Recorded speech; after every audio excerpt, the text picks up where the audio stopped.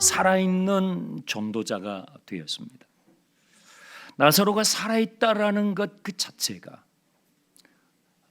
무덤에서 나와서 4일 동안 썩어 죽음 속에 있었던 그가 다시 살아서 움직이고 있는 그 자체가 전도지예요. 네. 나사로를 보면 예수님이 생각나죠. 예수님이 부활이요 생명이신 것을 나사로는 그냥 걸어만 다녀도 말하지 않아도 그냥 있기만 해도 사람들이 그를 보기만 해도 그는 살아있는 전도지가 된 것입니다. 많은 사람들이 이 나사로 때문에 예수님을 믿게 된 것이죠. 11절은 그렇게 우리에게 밝히고 있습니다. 유대의 지도자들이 너무나 위협을 느끼는 거예요. 많은 사람들이 예수님께 모여드니까요. 네. 그래서 예수님뿐만 아니라 저 나사로도 없애야 되겠다라고 모의를 하게 됩니다. 마귀는요, 어떻게든지 믿음의 증거를 없애버리려고 해요. 부활 그런 것은 없어.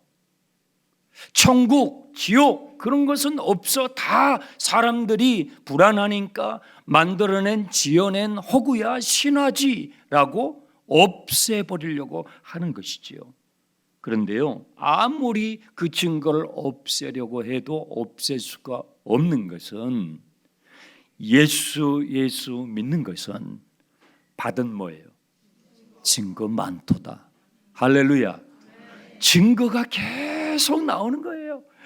저기 동양에서도 저기 서양에서도 저기 북쪽에서도 남쪽에서도 동쪽에서도 서쪽에서도 증거를 이쪽에서 인멸하고 지어버리면 또 저쪽에서 나오고 막을 수가 없는 것이죠.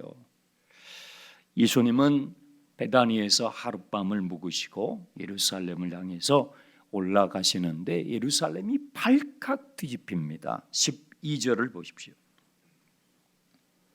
그 이튿날 명절에 온 큰 무리가 예수께서 예루살렘으로 오신다는 것을 듣고, 당시 역사 기록에 의하면요, 이 6월절 명절에 예루살렘을 방문하는 순례객들이 무려 270만 정도 되는 수에 육박했다라는 기록이 있어요. 지금의 기준으로 보시면 안 됩니다. 그 고대 시대 아닙니까? 엄청난 수입니다. 예수님이 오신대, 예수님이 예루살렘을 향해서 오고 계신데, 정말로? 진짜야? 저기 지금 오고 계시잖아. 많은 사람들이 예수님을 따라서 지금 오고 계시잖아. 베다니에서 예루살렘까지는 그 멀지 않아요. 주님이 예루살렘을 향해서 오고 계시는 소식이 쫙 퍼지는 거예요. 그 순례객들이 예수님을 향해서 몰려갑니다. 동원된 군중이 아니에요. 그냥 자원해서 보고 싶어서 알고 싶어서 사람들이 예수님께 몰려가는데요. 13절, 올리브 나무 가지를 꺾어가지고 흔들면서 누군가가 이렇게 외치기 시작했어요. 호산나 호산나, 주의 이름으로 오시는 이여 이스라엘의 왕이시여, 외치기 시작했습니다. 이 호산나라는 이 단어는 시편 118편을 인용한 것입니다.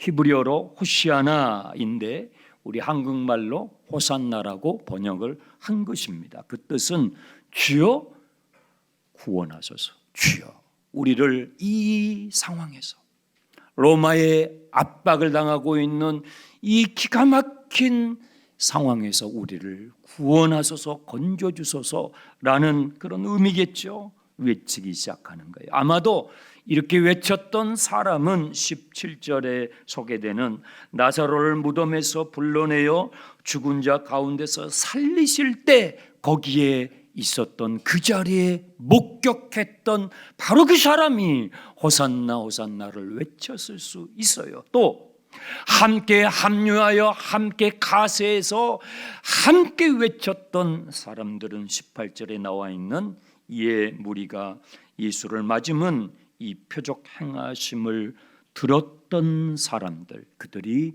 환호했을 것입니다. 마치 온 세상이, 예루살렘 온 성이 떠나갈 듯이 예수를 따를 것처럼 환호하는 소리가 가득했습니다.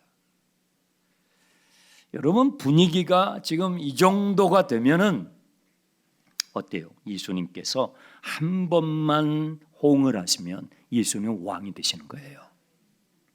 지금 분위기가 지금 완전 무르익은 거예요. 예루살렘의 순례객들이 시선이 전부 예수님께 가 있어요. 환호를 해요.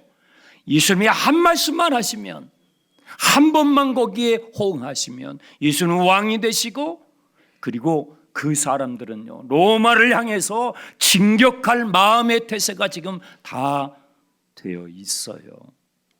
그런데 말이죠, 예수님의 반응이 너무 의외의 반응을 보이세요. 14절이에요.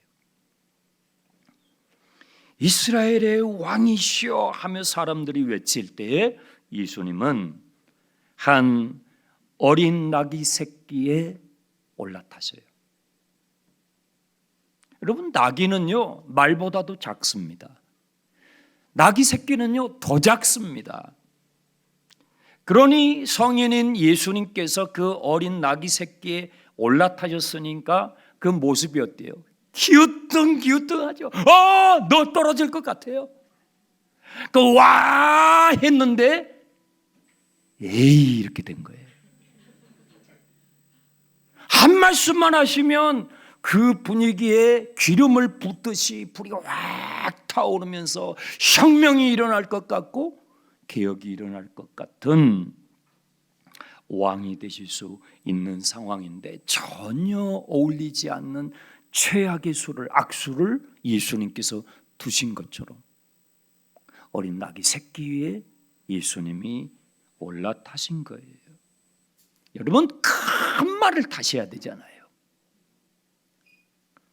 큰 말을 타시고 손을 한번 번쩍 올리셔가지고 그 환호하는 사람들에게 한마디 하시면 왕이 되시는 겁니다. 왕이 되시는 겁니다. 그런데 예수님은 그렇게 하지 않으시고 큰 말, 큰 전차, 큰 마차, 큰 리무진 이런 것 타지 않으셨어요. 정반대로 행동하셨다 이 말이에요. 뭐예요? 무슨 말씀을, 어떤 메시지를 이 군중들에게 주님께서 지금 하고 계시는 겁니까? 나는 너희들이 기대하는 그런 왕이 아니다.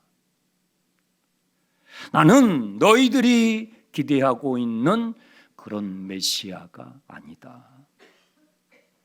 나는 너희들이 기대하고 있는 그런 방식, 힘과 권력과 무력으로 너희들이 원하는 평화를 주려고 하는 그런 왕이 아니야라고 말씀하고 있는 것입니다.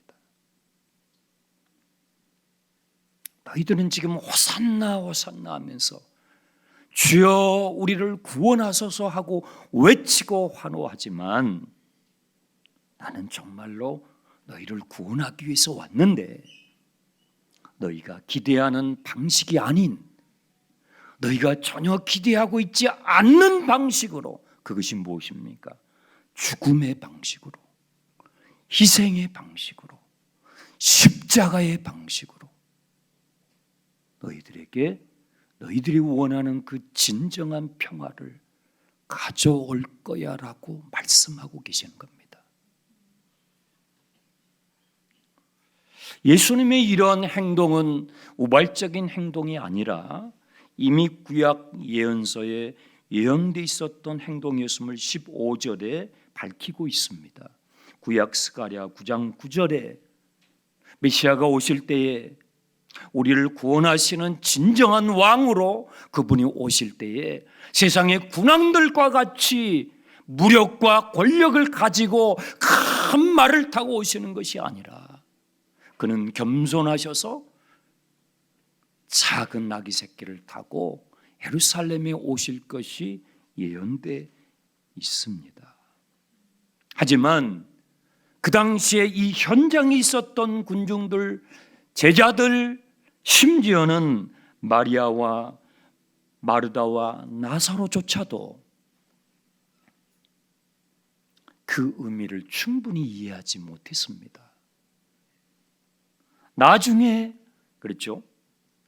16절에 이렇게 되어 있습니다. 제자들은 처음에 이 일을 깨닫지 못하였다가 예수께서 영광을 얻으신 후에, 주님이 십자가에서 죽으시고 부활하신 후에야, 나중에야 이것이 예수께 대하여 기록된 것임과 사람들이 예수께 이같이 했음이 생각났다.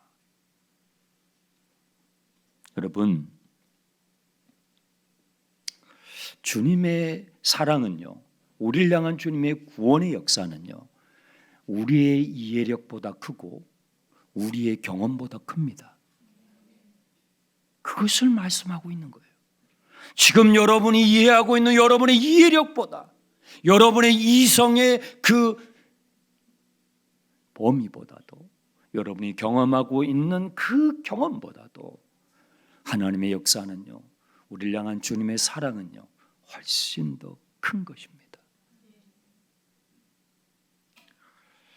그렇지만 예수님은요, 이런 군중들의 무지함과 제자들의 무지함에 실망하지 않으시고 겸손하게 묵묵히 나귀 새끼를 타시고 자신의 길을 가십니다. 십자가를 향해서 가시는 것입니다. 거기에 오늘 살아가는 우리의 희망의 자리가 있는 것입니다. 그것 때문에 우리가 희망을 다시 꿈꿀 수가 있는 것입니다. 우리는요, 어때요? 남보다 커 보이고 싶어요. 어떻게든지 남보다 더 큰 말을 타고요.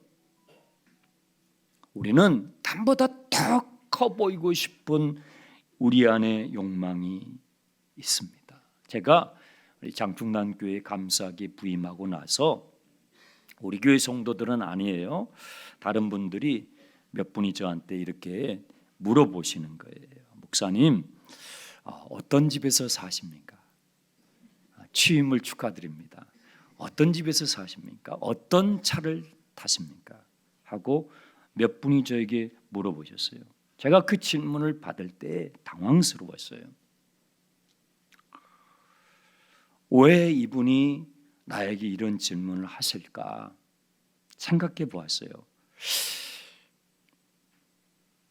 이분이 이것으로 장충단 교회를 평가하면 안 되는데, 이분이 이것으로 우리 교회 성도들의 신앙을 평가하면 안 되는데, 이분이 이것으로 나의 목회를 평가하면 안 되는데 하는 당황스러운 마음이 들었습니다. 그러면서도 동시에 제 마음에 두 가지의 감정이 올라오는 것 때문에 놀라웠습니다. 여러분, 왜 예수를 믿으세요? 오늘 이 공간에 지금 와서 예배 드리시는 분들은 아마도 두 부류 중에서 한 부류실 거예요. 여러분 왜 예수를 믿습니까? 어떤 분은요, 큰 말에 올라타고 싶은 거예요. 예수를 믿어서 큰 말에 올라타서 세상 사람들보다 더 커 보이고 싶고 더 떵떵거리고 싶어서, 그래서 그런 복 받고 싶어서 예수를 믿는 분들이 있죠. 그런데 또 한 부류가 있어요. 그렇게 살고 싶지 않아서, 이제는 그런 방식으로 살고 싶지 않아서, 이제는 더 이상은 그런 세상적인 방식으로는 살고 싶지 않아서, 그것이 진정으로 우리를 행복하게 하는 것이 아니기 때문에, 그것이 진정으로 우리에게 진정한 평안을 주는 삶이 아니기 때문에 이제는 그렇게 살고 싶지 않아서 사람답게, 인간답게 살고 싶어서 예수를 믿는 분들이 있습니다. 여러분은 어느 쪽에 해당되십니까? 제가 그분들에게 그런 질문을 받을 때 당황스럽게도 제 안에 두 가지의 감정이 올라오는 것 때문에 당황했습니다. 제 아내도 남들보다 커 보이고 싶은 큰 말을 타고 큰 차를 타고, 물론 요즘은 작은 차도 비쌉니다. 커 보이고 싶은 그 욕망이 제 안에도 있더라 이것입니다. 여러분, 예수님은요 나귀 새끼를 타시고 예루살렘을 향해 입성하십니다. 그래서 예수님이 진짜 왕이신 거예요. 킹 오브 킹스예요. 진정한 왕, 우리가 따라갈 수 있는 왕, 우리를 이끌어 주실 수 있는 왕, 진정한 왕이 되시는 거예요. 그래서 우리도요 예수님처럼 큰 말에서 내려와서 나귀 새끼를 탈 수 있어야 해요. 집에서도요 주도권 싸움 하잖아요. 남편이 왕이 돼야 돼요. 부인은 그 꼴을 보지 않죠. 전쟁이 일어나는 거예요. 네. 부모와 자식 간에도 서로 왕이 되려고 하는, 우리는 다 왕이 되고 싶어 합니다. 그래서 평안을 잃어버립니다. 전쟁뿐입니다. 우리도 예수님처럼 큰 말에서 내려와서 나귀 새끼를 탈 수 있어야 합니다. 쉽지 않습니다. 왜요? 우리의 자존심 때문에, 이 알량한 자존심 때문에, 남들이 무시하는 것 같으니까, 남에게 무시당하고 싶지 않아서 우리는 그 나귀 새끼 등을 타야 하는데 타고 싶지 않는 것입니다. 그래서 예수의 향기가 내 가정에 없어요. 예수의 향기가 교회에 없어요. 우리 교회는 설립 80주년입니다. 여러분의 삶에 예수의 향기가 여러분을 통해서 우러나기를 축복합니다. 높은 큰 말에서 내려와 예수님처럼 겸손히 나귀 새끼를 타고 섬김의 자리로 내려갈 수 있는, 그래서 이 세상을 더 나은 사회로, 더 나은 세상으로 만들어가는 그리스도인이 되시기를 주님의 이름으로 축복합니다.